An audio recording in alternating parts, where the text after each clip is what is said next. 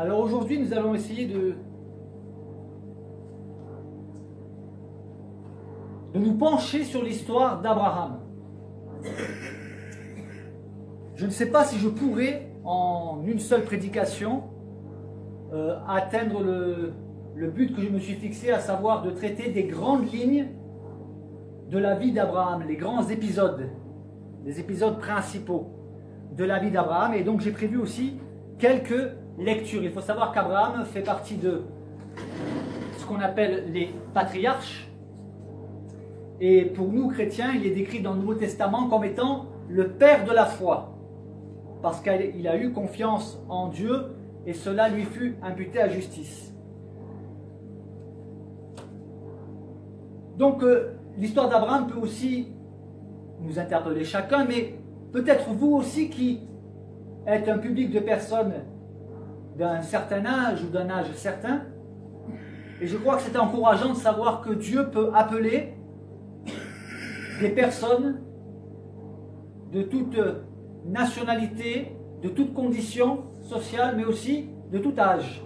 Et c'est ce qui s'est passé avec Abraham, mais j'aimerais insister, lorsque Dieu l'a appelé, il ne s'appelait pas Abraham, mais il s'appelait Abram.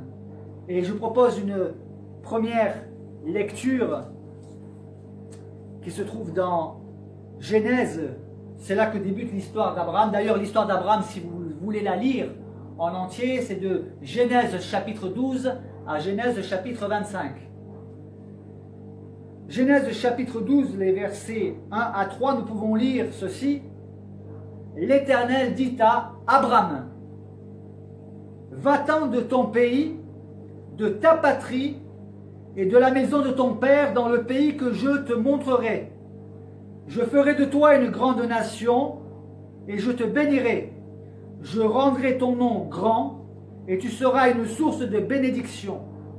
Je bénirai ceux qui te béniront et je maudirai ceux qui te maudiront et toutes les familles de la terre seront bénies en toi.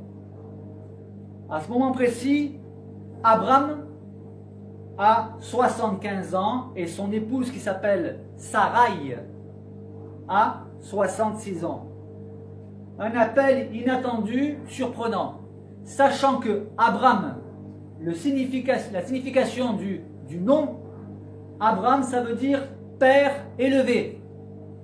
Or, il s'avère que Sarai était stérile. Il portait un nom qui était difficile à porter. Comment t'appelles-tu? Je m'appelle Abram, père élevé. Ah, combien as-tu d'enfants? 0. C'est dur. Ab, c'est la racine du mot Abba, père.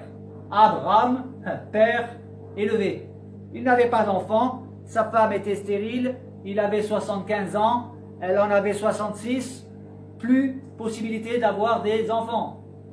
Et pourtant Dieu l'appelle et lui annonce des promesses qui surpassent tout ce qu'un homme peut imaginer. Alors il y a un appel.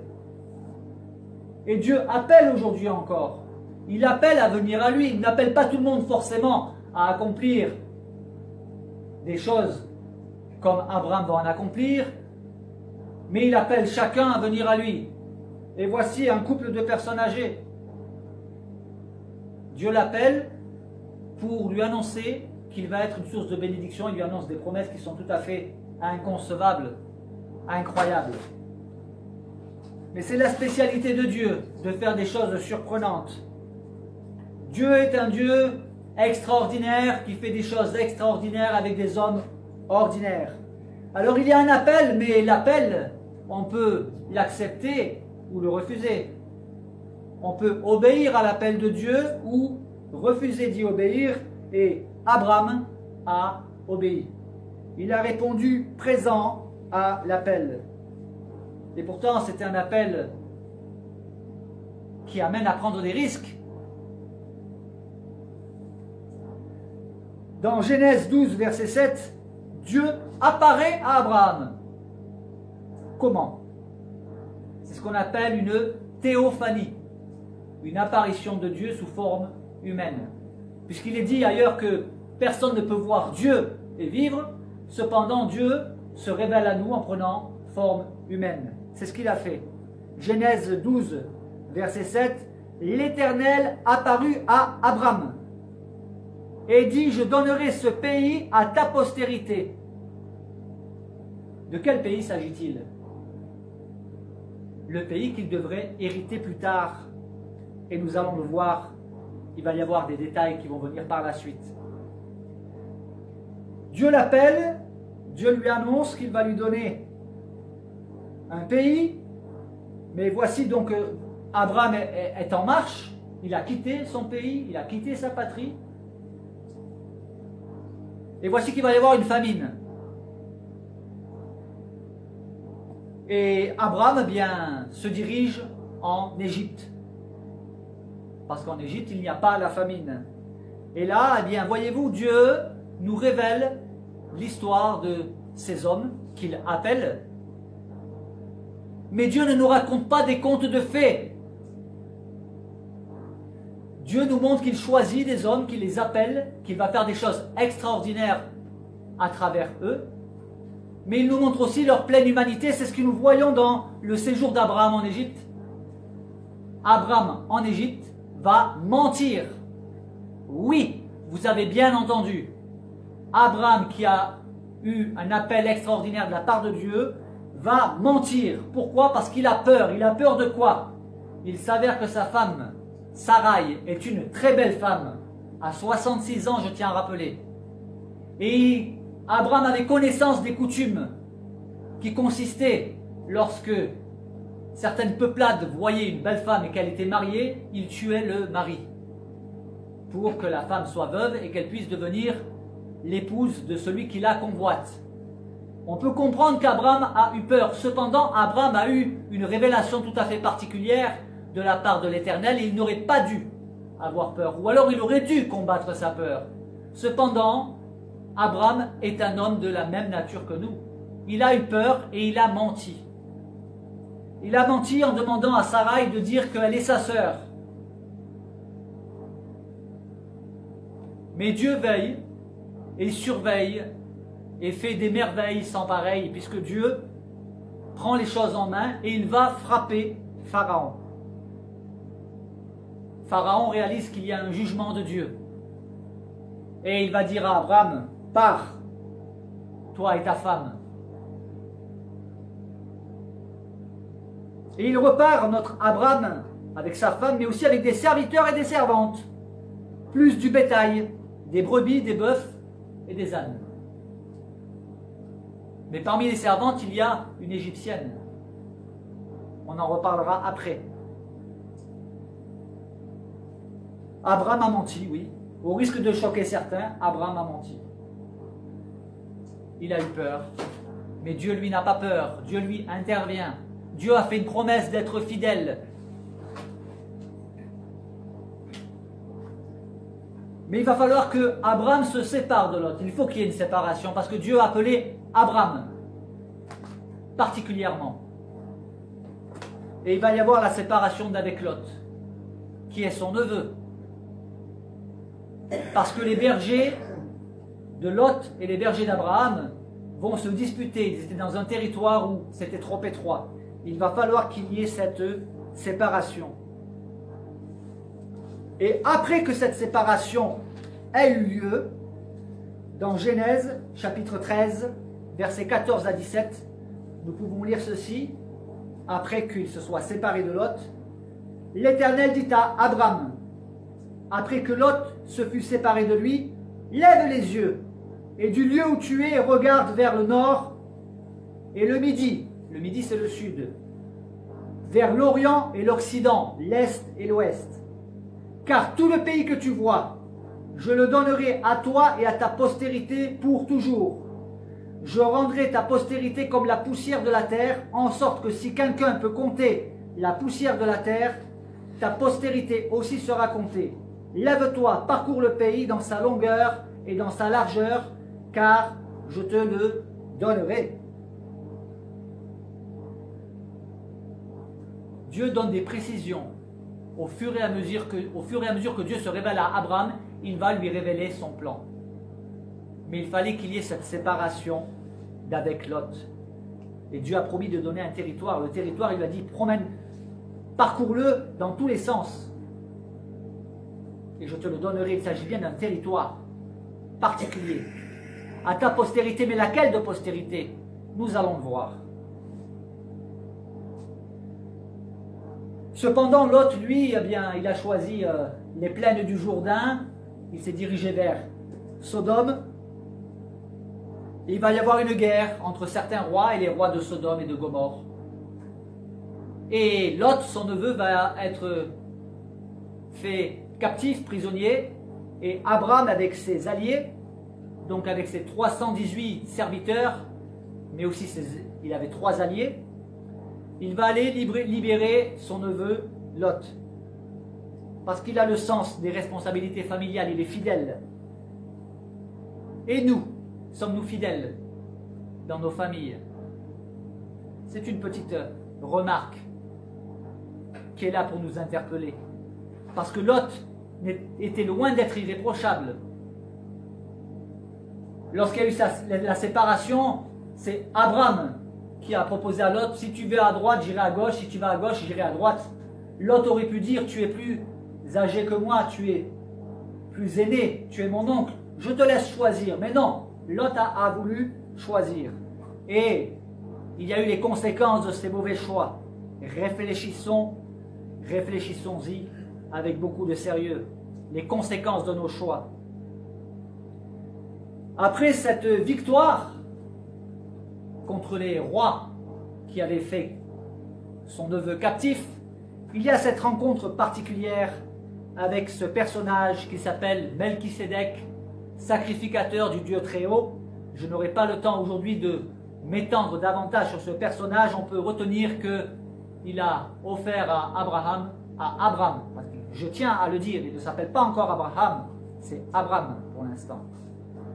Il lui a partagé avec lui le pain et le vin, un symbole fort de sens pour nous qui sommes chrétiens, une préfiguration de la nouvelle alliance que l'on trouve déjà dans l'ancienne alliance. Je reviendrai un autre jour dans un autre message. Dans Genèse chapitre 15, les versets 1 à 6, c'est-à-dire tout de suite après la libération de Lot, après cette rencontre avec Melchisédek, Dieu s'adresse encore une fois à Abraham. Nous pouvons lire dans Genèse chapitre 15, versets 1 à 6, « Après ces événements, la parole de l'Éternel fut adressée à Abraham dans une vision. Et il dit, « Abraham, ne crains point, je suis ton bouclier, et ta récompense sera très grande. » Abraham répondit, « Seigneur éternel, que me donneras-tu? Je m'en vais sans enfant. Et l'héritier de ma maison, c'est Eliezer de Damas. » Ce n'était pas son fils, hein, c'était un serviteur fidèle. Et Abraham dit, « Voici, tu ne m'as pas donné de postérité, et celui qui est né dans ma maison sera mon héritier. » Alors la parole de l'Éternel lui fut adressée ainsi, « Ce n'est pas lui qui sera ton héritier, mais c'est celui qui sortira de tes entrailles, qui sera ton héritier. » Et après l'avoir conduit dehors, il dit, « Regarde vers le ciel et compte les étoiles si tu peux les compter. » Et il lui dit, « Telle sera ta postérité. » Abraham eut confiance en l'Éternel qui le lui compta comme justice. Nous avons ici le début de la justification par la foi et non par les œuvres. Mais nous voyons que la révélation est progressive. Lorsque Dieu a appelé Abraham, il lui a dit, quitte ton pays, va dans le pays que je te montrerai. Et maintenant les choses se précisent. Dieu lui annonce qu'il va avoir une postérité qui vient de lui. Oui, mais comment cela peut-il se faire?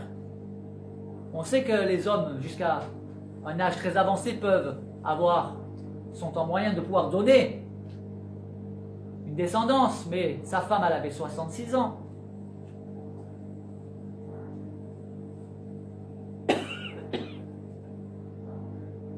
Et là, il va y avoir une alliance. Une alliance que Dieu va faire par un sacrifice.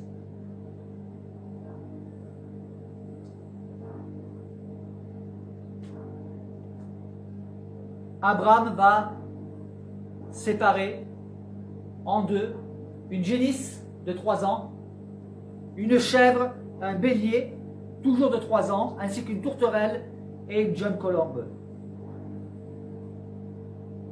Ça va être la ratification de l'alliance que Dieu fait. Les alliances étaient promulguées, faites par des sacrifices. Et c'est Dieu qui va prendre l'initiative de valider ce sacrifice. Mais il y a aussi l'annonce de l'esclavage au pays d'Égypte. Dans Genèse chapitre 15, les versets 13 à 15, nous pouvons lire ceci. L'Éternel dit à Abraham, sache que tes descendants seront étrangers dans un pays qui ne sera point à eux. Ils y seront asservis et on les opprimera pendant 400 ans. Mais je jugerai la nation à laquelle ils seront asservis et ils sortiront ensuite avec de grandes richesses. Et toi, tu iras en paix vers tes pères. Là, Dieu annonce à Abraham ce qui va se passer plus tard.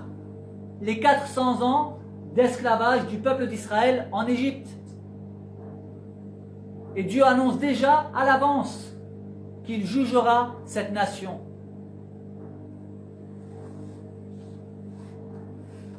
Nous savons qu'Abraham, à ce moment-là, il a été saisi de frayeur, de grande angoisse. Et Dieu lui a révélé ce qui va arriver à ses descendants. Il faut se mettre à sa place. Ça ne devait pas être réjouissant de savoir que sa descendance particulière, et nous allons y venir après, connaîtra une oppression qui va durer 400 ans.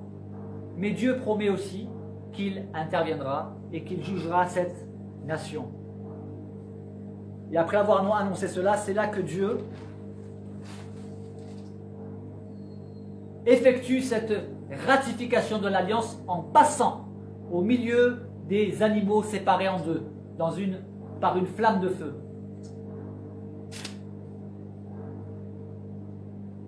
L'épisode suivant est un épisode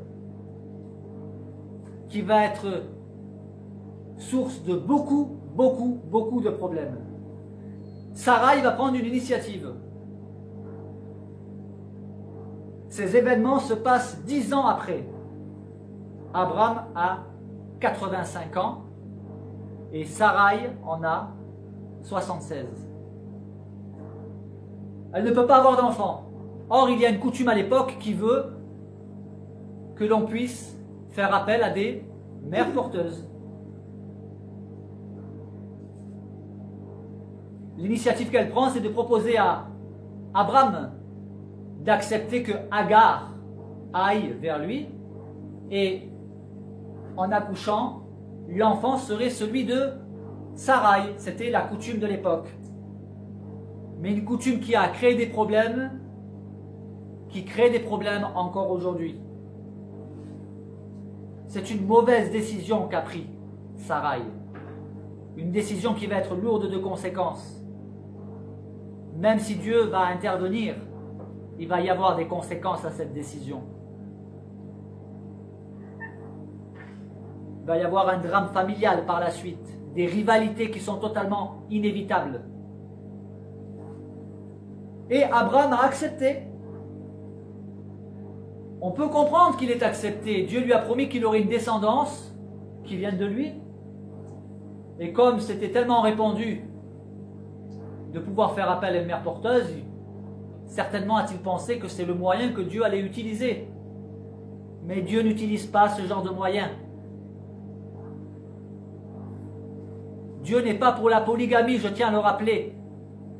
Certains se sont appuyés sur les textes bibliques pour dire que les hommes de Dieu, plusieurs, ont eu plusieurs femmes. Oui, c'est vrai. Mais ils ont tous eu des problèmes sans exception. Dieu a créé Adam et Ève. Dieu a donné une femme à Adam. Ça, c'est la volonté de Dieu.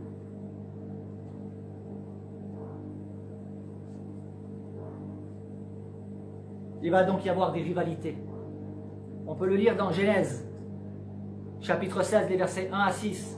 Sarai, femme d'Abraham, ne lui avait point donné d'enfant. Elle avait une servante égyptienne, je répète, elle avait une servante égyptienne nommée Agar. Et Sarai dit à Abraham, voici l'Éternel m'a rendu stérile, viens, je te prie vers ma servante. peut-être aurais-je par elle des enfants. Abraham écouta la voix de Saraï. Alors Saraï, femme d'Abraham, prit Agar, l'Égyptienne, sa servante, et la donna pour femme à Abraham, son mari, après qu'Abraham eut habité 10 ans dans le pays de Canaan. Il alla vers Agar, et elle devint enceinte. Quand elle se vit enceinte, elle regarda sa maîtresse avec mépris. C'était inévitable. Et Saraï dit à Abraham, « L'outrage qui m'est fait retombe sur toi. J'ai mis ma servante dans ton sein, c'est-à-dire auprès de toi, et quand elle a vu qu'elle était enceinte, elle m'a regardé avec mépris. Que l'Éternel soit juge entre moi et toi. » Et Abraham répondit à Saraï, « Voici ta servante est en ton pouvoir. Agis à son égard comme tu le trouveras bon. » Alors Saraï la maltraita et Agar s'enfuit loin d'elle. Voyez les conséquences d'une mauvaise décision? C'est des souffrances. Ça va être des souffrances pour chacun. Pour Abraham, pour Saraï et pour Agar et pour l'enfant qui naîtra aussi.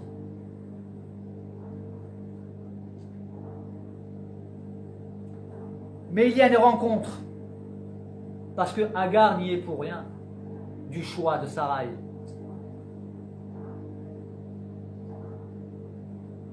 Et Dieu est juste, il va intervenir. Donc Agar s'est enfuie, et l'ange de l'Éternel, retenez bien cette expression, l'ange de l'Éternel la trouva près d'une source d'eau dans le désert, près de la source qui est sur le chemin de Shur. Il dit, Agar, servante de Saraï, d'où viens-tu et où vas-tu? Il le sait très bien d'où elle vient et où elle va. Mais il engage un dialogue. Dieu sait tout de nous, mais il veut que nous dialoguons avec lui, il veut que nous lui parlions. Quand on le prie, qu'on lui demande quelque chose, Dieu sait très bien de quoi nous avons besoin. Pourtant, il nous demande de nous adresser à lui.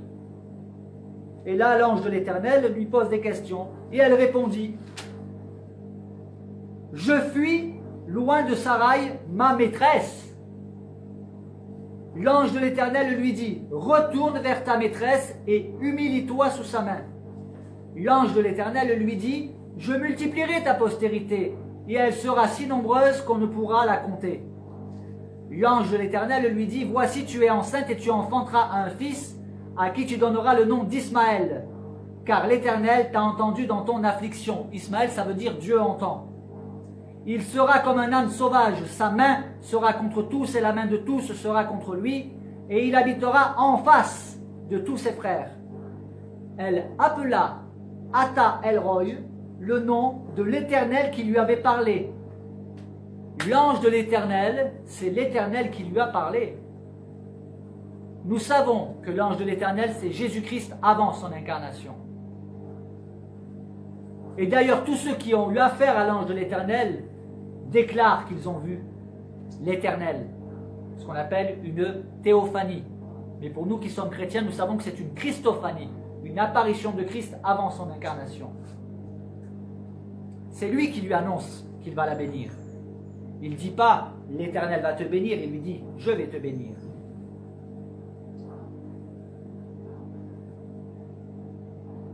Je continue. Donc, elle appela Ata El-Roy, le nom de l'Éternel qui lui avait parlé, car elle dit « ai-je rien vu ici après qu'il m'a vu ?» C'est pourquoi l'on a appelé ce puits le puits de Lachaïroï. Il est entre Kadès et Barel. Agar enfanta un fils à Abraham, et Abraham donna le nom d'Ismaël au fils qu'Agar lui enfanta. Abraham était âgé de 86 ans lorsque Agar enfanta Ismaël à Abraham.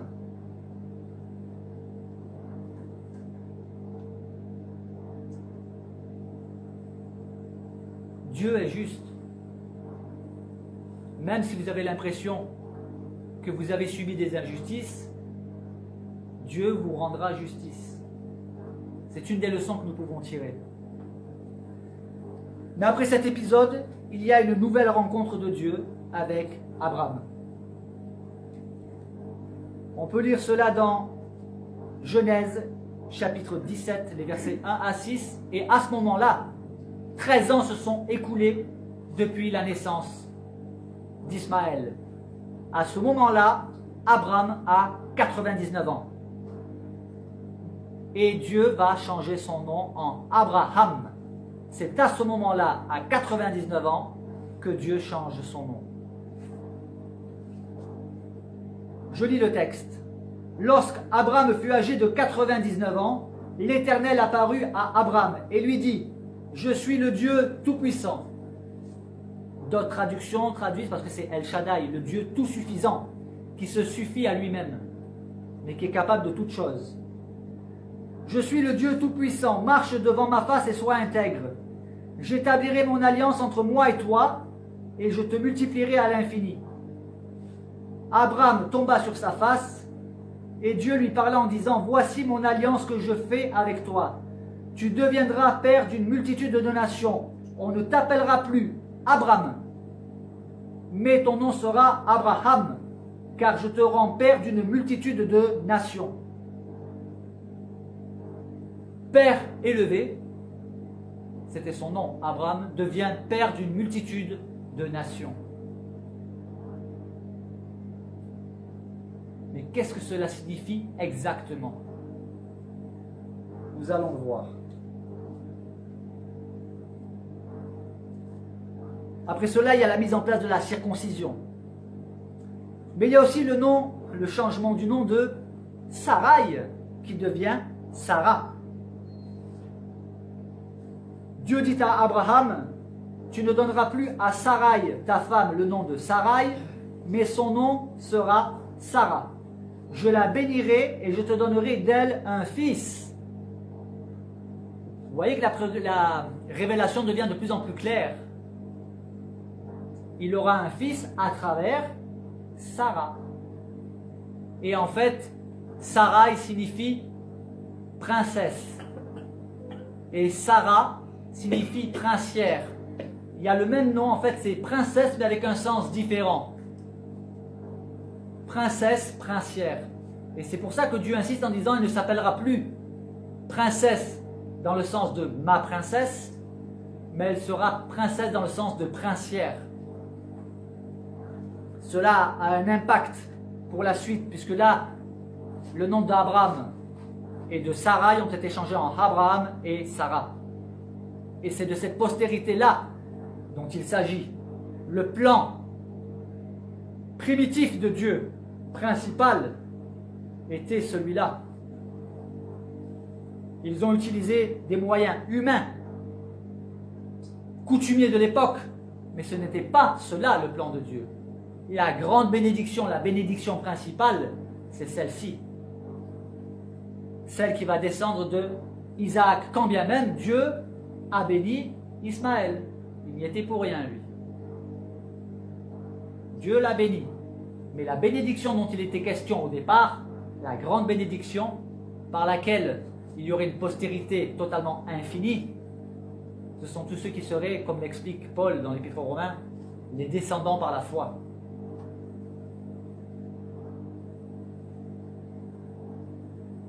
Mais cela va faire rire Abraham. Abraham tomba sur sa face, il rit. Et il dit en son cœur, naîtrait-il, est-ce qu'il naîtrait un fils à un homme de 100 ans? Et Sarah, âgée de 90 ans, enfanterait-elle? Et Abraham dit à Dieu, oh, qu'Ismaël vive devant ta face. Et Dieu dit, certainement, Sarah, ta femme, t'enfantera un fils. Et tu l'appelleras du nom d'Isaac. Ça veut dire, il rit, rire. Parce qu'effectivement, ça a fait rire les parents. Dieu a de l'humour. Donner un enfant à un couple centenaire, elle avait 91 ans quand elle a accouché, lui il en avait 100. Voilà. D'ailleurs, ça a fait rire certaines personnes qui sont ici, qui ont un âge avancé.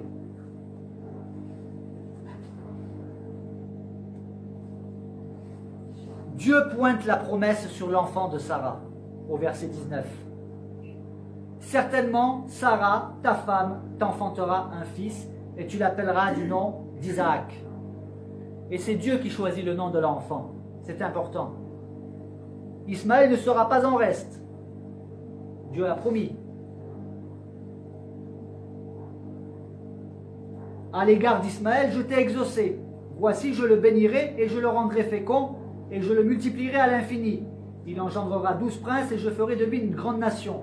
J'établirai mon alliance avec, et là il rappelle, j'établirai mon alliance, l'alliance dont il était question, j'établirai mon alliance avec Isaac, que Sarah t'enfantera à cette époque-ci de l'année prochaine. Ismaël sera béni, oui. Mais la bénédiction principale, l'alliance, la bénédiction de l'alliance, Dieu dit, j'établirai mon alliance avec Isaac. Ismaël sera béni, oui. Mais mon plan divin, c'est en Isaac. J'ai un plan particulier pour l'humanité, il est en Isaac.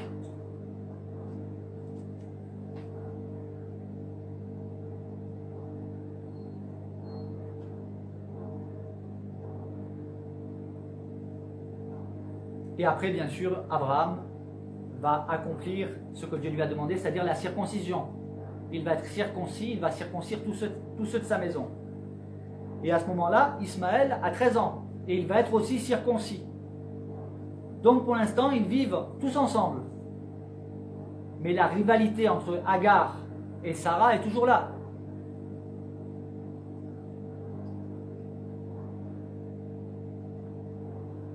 Il y a un nouvel épisode dans Genèse 18. 3 hommes viennent à la rencontre d'Abraham. 3 hommes. Il s'agit en réalité de l'Éternel.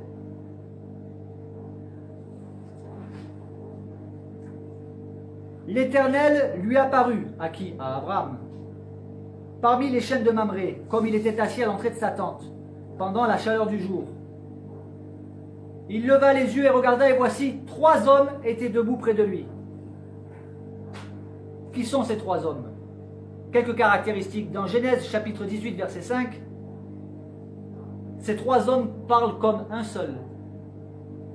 Verset 5.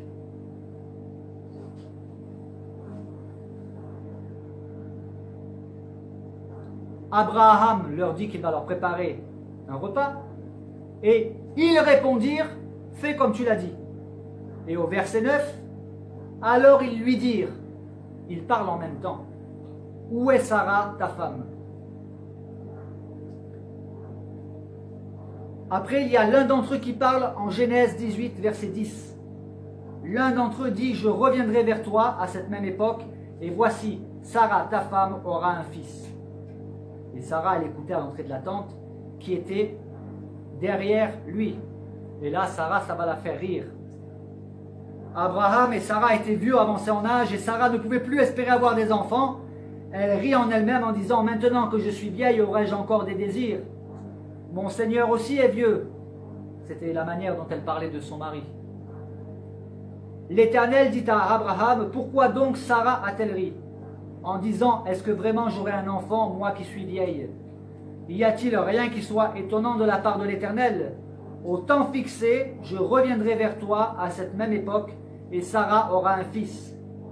Sarah mentit en disant, je n'ai pas ri, car elle eut peur, mais il dit, au contraire, tu as ri. Normalement, il est impossible d'avoir des enfants à cet âge-là.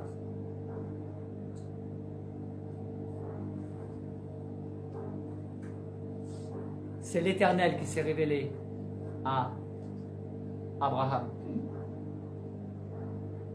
Ces 3 hommes sont l'Éternel. Je pourrais faire une étude plus approfondie.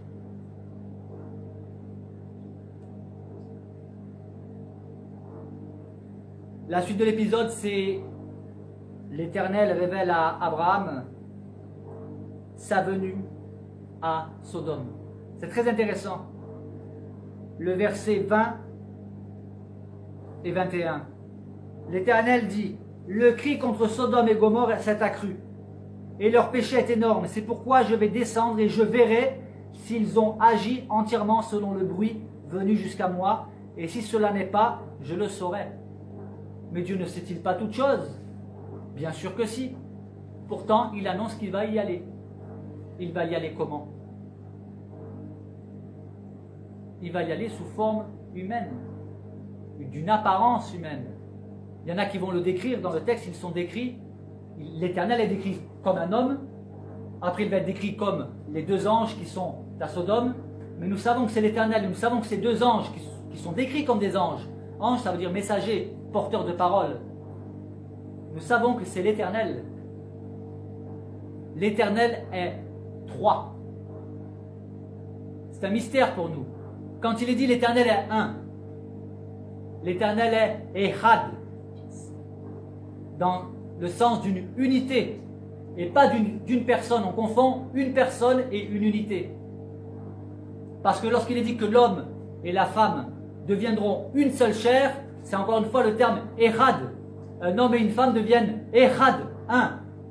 Le fait que Dieu soit désigné, décrit comme étant Echad, un, ça veut dire qu'il est unique. Sa divinité est unique. Il n'y a pas d'autre divinité, il n'y a pas d'autre Dieu. Mais ce Dieu est trine. Saint, saint, saint est l'Éternel. Allez, baptisez-les au nom du Père, du Fils et du Saint-Esprit.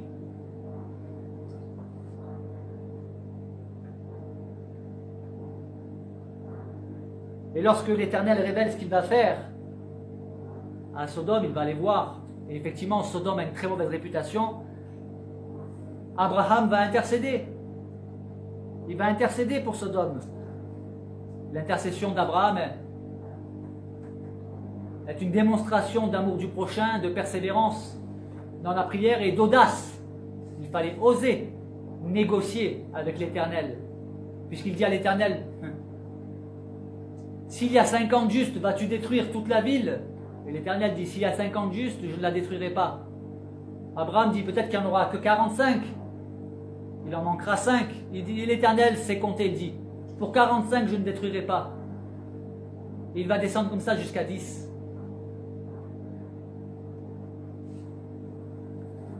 Dans Genèse, chapitre 19, le verset 1, nous pouvons lire, les deux anges arrivèrent à Sodome sur le soir, et Lot était assis à la porte de Sodome. Quand Lot les vit, il se leva pour aller au-devant d'eux, et se prosterna la face contre terre, puis il va les inviter. Le texte nous dit que c'est deux anges, mais le texte en fait nous dit qu'ils ont été perçus comme étant deux anges. D'autres vont les percevoir comme étant des hommes, mais qui sont véritablement ces deux personnages? Nous allons le voir. À partir du verset 18 au verset 22, Lot s'adresse à eux comme à Dieu. Deux mais un. Ils sont deux, mais il s'adresse à eux comme s'ils étaient un. Il s'adresse à eux en disant Seigneur. Et le Seigneur exauce Lot. On peut lire cela, verset 18 à 22. Lot leur dit, donc il leur dit aux deux, ô non, Seigneur, voici j'ai trouvé grâce à tes yeux, et tu as montré la grandeur de ta miséricorde à mon égard en me conservant la vie. Il ne les vous voit pas. Mais je ne puis me sauver à la montagne avant que le désastre m'atteigne, et je périrai. Voici cette ville est assez proche pour que je m'y réfugie, et elle est petite. Oh, que je puisse m'y sauver. N'est-elle pas petite, et que mon âme vive? Et le texte nous dit, et il lui dit, voici, je t'accorde encore cette grâce. Qui c'est qui accorde des grâces? Dieu seul peut accorder des grâces, pas les anges. Les anges sont au service de Dieu. Et il dit, je ne détruirai pas la ville dont tu parles. Hâte-toi de t'y réfugier, car je ne puis rien faire jusqu'à ce que tu y sois arrivé.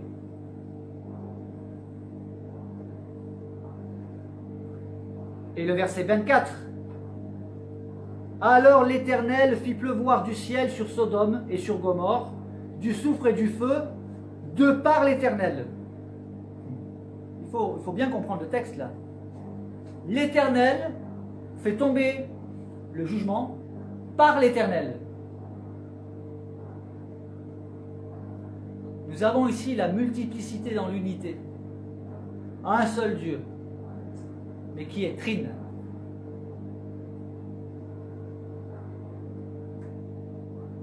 Lot est finalement donc épargné. Sa femme devient une statue de sel, puisqu'elle n'a pas obéi aux recommandations qui avaient été données. Et puis après, il y a deux épisodes qui sont souvent utilisés par les ennemis de la Bible pour dire votre Bible, elle raconte des abominations, des choses choquantes. Oui, parce que dans la Bible, Dieu ne nous ment pas. Dieu nous raconte les choses telles qu'elles se sont passées.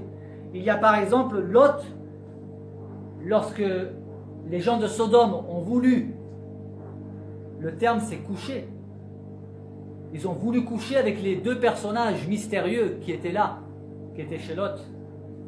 C'est dire la mentalité des gens de Sodome. Et alors il y en a qui ont été choqués parce que Lot a proposé de donner ses deux filles. Mais comment peut-il donner ses deux filles? Oui, mais réfléchissons un peu. Lot a péché, il a manqué la cible. Mais il n'était pas stupide. Il était intelligent. Proposer ses filles à des hommes qui aiment les hommes, il n'a pas pris énormément de risques. C'était pour gagner du temps.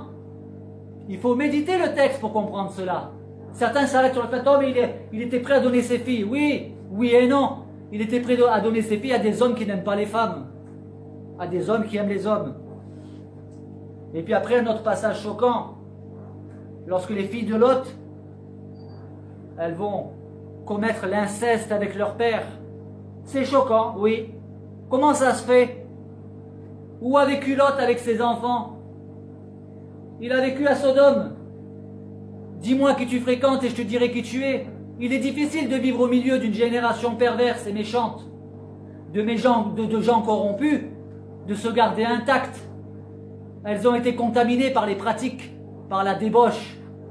Leur conscience a été complètement traumatisée au point qu'elles ont commis des choses que Dieu nous décrit. Et d'ailleurs, les descendants de leurs filles, on voit encore les conséquences. Ça va être qui? Les Moabites et les Ammonites, qui vont être des ennemis d'Israël. Vous voyez les conséquences? Dieu nous le raconte dans sa parole. Il ne nous fait pas passer les personnages bibliques pour des personnes qu'ils ne sont pas. Il ne cherche pas à cacher. Ces choses ont été écrites pour nous servir d'instruction, pour nous mettre en garde, nous dit le Nouveau Testament. Après quoi, il y a un nouveau mensonge d'Abraham et de Sarah aussi. Mais auprès d'Abimelech, à Guérar, une ville qui s'appelle Guérar. Et là encore une fois, Abraham a eu peur qu'à cause de sa femme qui était belle, donc même à cet âge-là, elle était encore belle, il se fasse tuer. Il avait peur d'être tué malgré les promesses que Dieu lui a faites. Abraham a eu des périodes de doute. Abraham a eu peur. Une fois encore, malgré tout ce qu'il a vécu. Et Sarah aussi a menti. Mais Dieu avertit Abimelech. Et Abimelech n'a pas touché. Il le dit à Dieu. Dieu se révèle à Abimelech dans une vision. Il lui dit, ne touche pas à cette femme, elle a un mari. Abimelech, il dit, je ne l'ai pas touché. Et Dieu lui dit, c'est pour ça, je t'avertis. Je sais que tu es innocent. Et Abimelech va convoquer Abraham et va lui dire, pourquoi est-ce que tu m'as fait ça?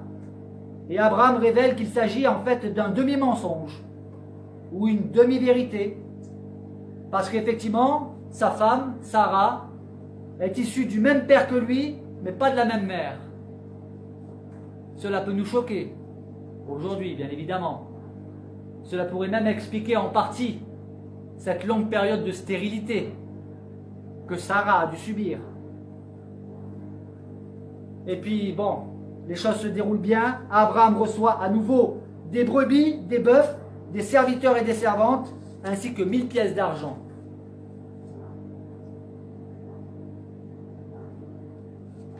Abraham, le père de la foi, n'était pas irréprochable. Il faut arrêter de s'inventer des super-héros bibliques. Et pourtant, Abraham était un héros. Il était un héros de la foi, mais il était aussi humain.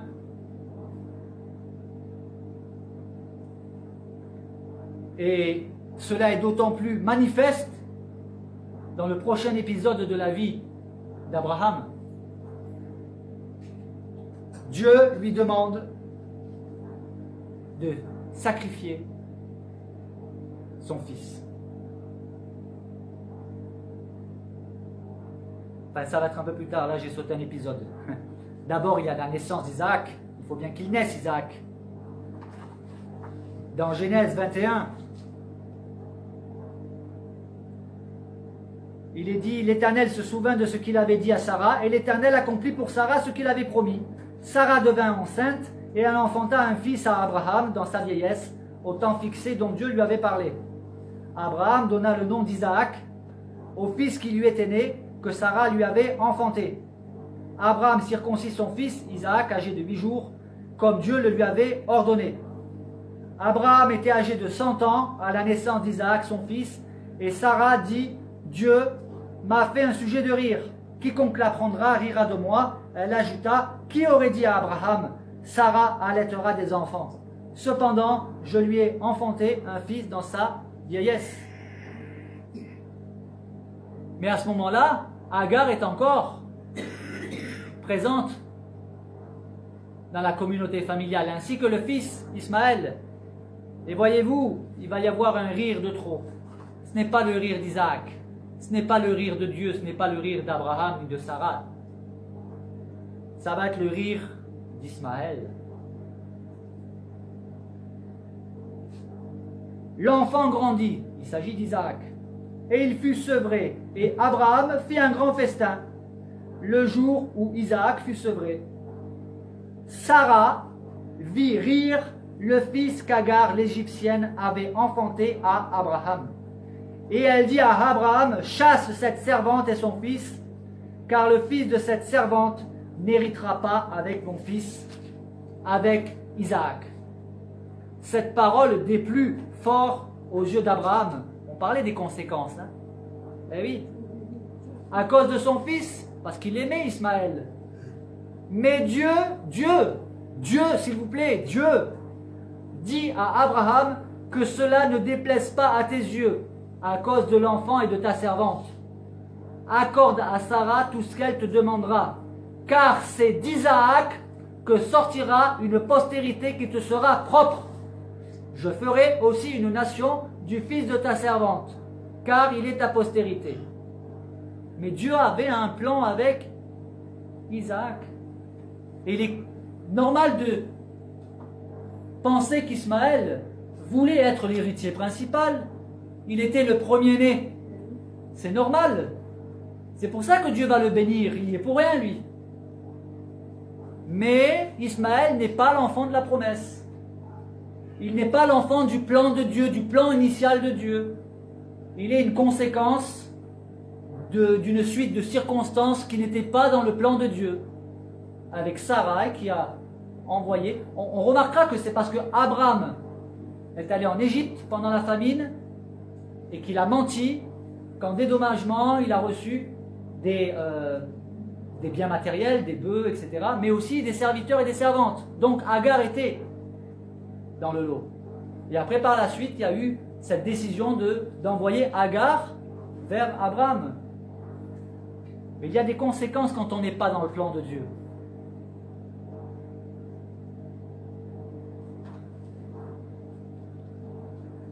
Nous sommes donc en face d'un drame familial. Abraham doit renvoyer Agar et Ismaël. Mais Ismaël deviendra une grande nation. Il est devenu tireur d'arc et il épousa une Égyptienne. Il va faire son bonhomme de chemin, si je puis dire, en étant béni par l'Éternel, mais loin. Il n'est pas dans le plan initial de Dieu. Et c'est là qu'intervient l'épreuve d'Abraham, des années plus tard. Dans Genèse chapitre 22, les versets 1 et 2, après ces choses, Dieu mit Abraham à l'épreuve et il lui dit, Abraham, et Abraham répondit, me voici. Dieu dit, prends ton fils. Écoutez bien, prends ton fils, ton unique, celui que tu aimes, Isaac. Donc au cas où il y aurait des doutes, hein, il lui dit, prends ton fils, lequel? Ton unique. Ouais, mais j'avais aussi Ismaël. Celui que tu aimes. Oui, mais j'aimais aussi Ismaël. Bon, Isaac. C'est noir sur blanc. C'est clair, Abraham, t'as compris? De toute façon, Ismaël avait été chassé. Va-t'en au pays de Morija, et là, offre-le en holocauste sur l'une des montagnes que je te dirai. Quelle demande étrange de la part de l'Éternel. Dieu est contre les sacrifices humains. Et Dieu lui demande de sacrifier son fils. Mais le Nouveau Testament nous révèle, et ce sera certainement l'objet d'une prochaine prédication, sur Abraham dans le Nouveau Testament. Mais là on est dans l'Ancien. Mais dans le Nouveau Testament, il nous est dit que Abraham, quand il a obéi, il croyait que Dieu, même s'il allait sacrifier son fils, que Dieu allait le ressusciter. Ah oui. Abraham avait foi qu'il reviendrait avec Isaac. Il avait annoncé que Dieu pourvoirait au sacrifice. Il a annoncé à son fils. Son fils lui a dit, où est l'agneau pour le sacrifice? Et Abraham lui a dit, Dieu pourvoira. Il avait vraiment la foi. Et c'est là qu'il y a l'intervention de qui? L'intervention de l'ange de l'Éternel. On est bientôt à la fin. Genèse chapitre 22, les versets 10 à 13. Abraham étendit la main et prit le couteau pour égorger son fils. Alors l'ange de l'Éternel l'appela des cieux et dit, Abraham, Abraham. Et il répondit, me voici. L'ange dit, n'avance pas ta main sur l'enfant et ne lui fais rien, car je sais maintenant que tu crains Dieu et que tu ne m'as pas refusé ton unique. Il faut relever ce qu'il est en train de dire là, l'ange de l'Éternel. Je sais maintenant que tu crains Dieu. Et certains diront, voyez, l'ange de l'Éternel, c'est pas Dieu. Ah oui, sauf que le même ange de l'Éternel est en train de dire, et que tu ne m'as pas refusé ton fils, ton unique. Nier la Trinité pose plus de problèmes que cela n'en résout. C'est parce que des hommes de Dieu qui ont médité les Saintes Écritures ont compris que Dieu est trine. On ne peut pas faire autrement, sinon on ne peut pas expliquer ces passages, sauf en faisant des pirouettes théologiques. Mais il y a trop de textes qui révèlent cette Trinité, même dans l'Ancien Testament. C'est l'ange de l'Éternel qui parle et il lui dit, tu ne m'as pas refusé ton fils, ton unique. Abraham leva les yeux et vit derrière lui un bélier retenu dans un buisson par les cornes. Et Abraham alla prendre le bélier et l'offrit en holocauste à la place de son fils. Et là, nous avons une préfiguration de ce que Dieu allait faire. Dieu a demandé à Abraham de sacrifier son fils. Et au moment de le faire, Dieu lui dit non. Pourtant, ce sacrifice humain, Dieu va le faire. C'était une préfiguration du sacrifice de Christ, des siècles plus tard. Parce que Dieu a envoyé son Fils mourir en sacrifice pour porter nos péchés. Et Dieu a pourvu. Dieu, de la même manière que Dieu a pourvu pour remplacer le sacrifice du fils d'Abraham, Dieu a pourvu au sacrifice qui allait nous donner la vie éternelle.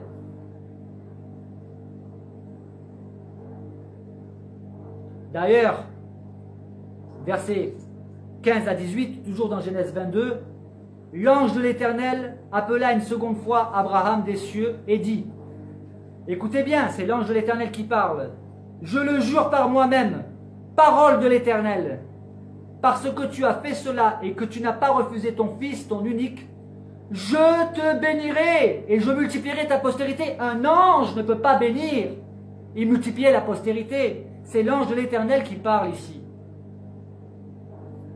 L'ange de l'Éternel dit, je te bénirai et je multiplierai ta postérité comme les étoiles du ciel et comme le sable qui est sur le bord de la mer. Et ta postérité possédera la porte de ses ennemis. Toutes les nations de la terre seront bénies en ta postérité parce que tu as obéi à ma voix.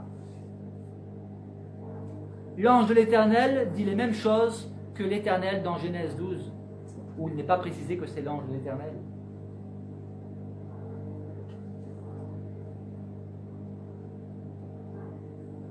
Après cela, Sarah meurt à l'âge de 127 ans. Abraham envoie ensuite chercher une femme pour son fils. Il veut une femme qui soit une servante de l'Éternel, une femme qui craint l'Éternel, qui a ce saint respect pour l'Éternel. Voilà la femme qu'il veut pour son fils, et ce sera Rebecca. Après cela, Abraham épouse Ketura, avec qui il a 6 fils, et Abraham donna tous ses biens à Isaac. Genèse 25, verset 5. Parce que voyez-vous, il y en a certains qui disent, oui, Dieu a promis de bénir la postérité d'Abraham, mais c'est une postérité, je tiens à le préciser, qui est particulière. C'est la descendance d'Abraham, Isaac, Jacob. Ce n'est pas toutes les postérités. Il a béni Ismaël d'une bénédiction particulière à part, mais en dehors du plan initial de Dieu. Et Genèse chapitre 25, verset 5, il est dit, Abraham donna tous ses biens à qui? À Isaac. Alors bien évidemment, il est aussi dit, il a fait des dons aux fils de ses concubines.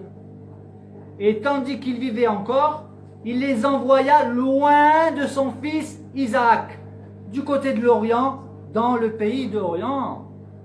Et aussi les a renvoyés loin, parce que le descendant de la promesse, c'est Isaac.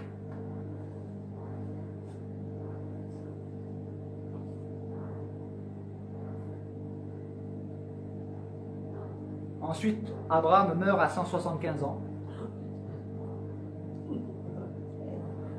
Bon, c'est pas mal comme âge. Hein? Voici les jours des années de la vie d'Abraham. Il vécut 175 ans. Abraham expira et mourut, après une heureuse vieillesse, âgé et rassasié de jours. Et il fut recueilli auprès de son peuple.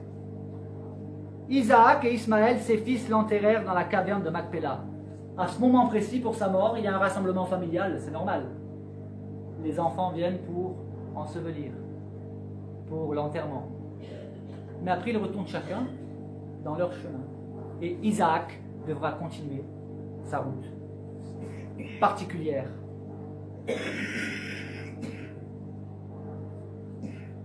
D'ailleurs, pour terminer, Genèse 25, verset 11, Dieu bénit Isaac. Après la mort d'Abraham, Dieu bénit Isaac, son fils. C'est en Isaac que s'accomplit la grande bénédiction du plan de Dieu. Et d'ailleurs, il y a une lignée. Abraham, la postérité du plan de Dieu, c'est Isaac. Mais Isaac va avoir 2 fils, Ésaü et Jacob. Ésaü n'est pas celui qui est désigné dans le plan de Dieu, c'est Jacob. Et c'est par Jacob qu'il va y avoir les 12 tribus d'Israël. Et nous savons que Ésaü, ça va donner Édom, qui vont aussi être des ennemis d'Israël.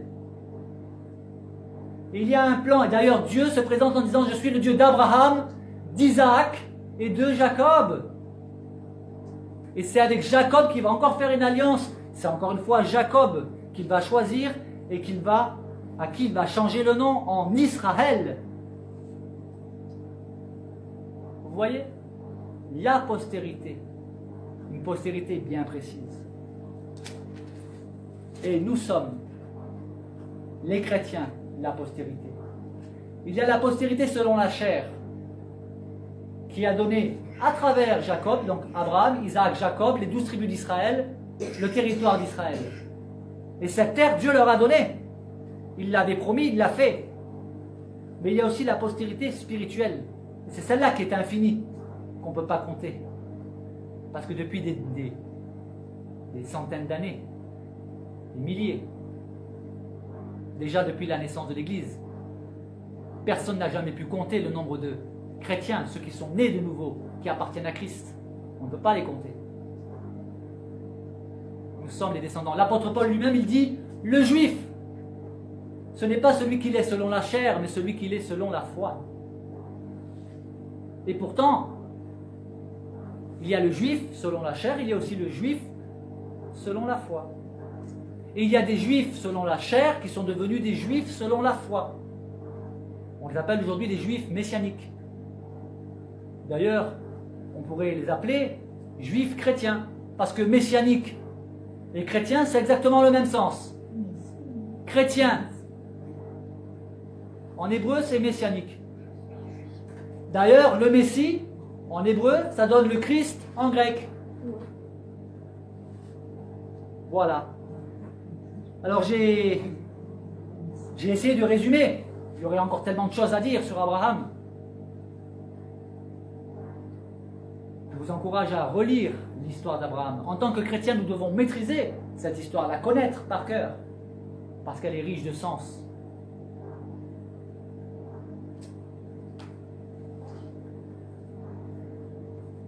Que le Seigneur nous rappelle qu'il est le Dieu fidèle, qu'il choisit des hommes et des femmes de la même nature que nous pour accomplir des choses extraordinaires. Oui, il choisit aussi des femmes, il a choisi Déborah comme juge en Israël. Jésus a choisi des femmes pour répandre l'évangile, faire connaître l'évangile rapidement aux disciples qui, eux, étaient incrédules.